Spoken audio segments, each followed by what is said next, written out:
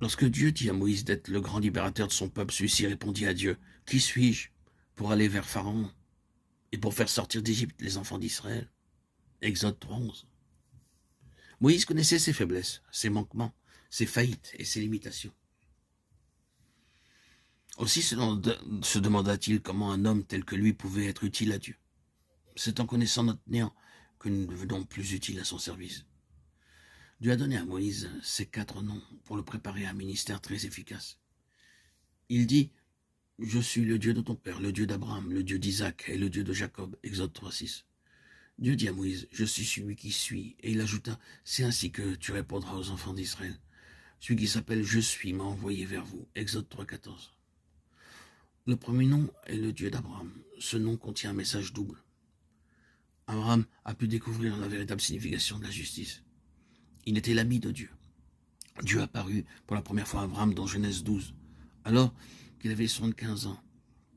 Il lui apparut 2 fois sous la forme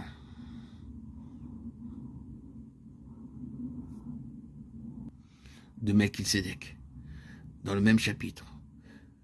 Au chapitre 13, une fois au chapitre 14 et une fois au chapitre 15. Au chapitre 17, il lui apparut à nouveau alors qu'il avait 99 ans. Ce n'est qu'à cet âge-là qu'il est devenu juste, c'est-à-dire lorsqu'il crut à la puissance de Dieu qui accomplit des miracles. Pour avoir un enfant jusqu'alors, il mettait sa confiance dans sa propre force pour avoir un enfant. Lorsqu'il eut atteint l'âge de 100 ans et que sa femme eut passé l'âge d'avoir un enfant, Dieu ouvrit ses yeux.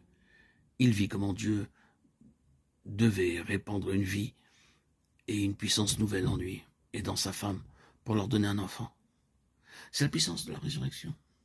Seule cette puissance l'a rendu juste et cela lui fut imputé à justice. Romains 4:22.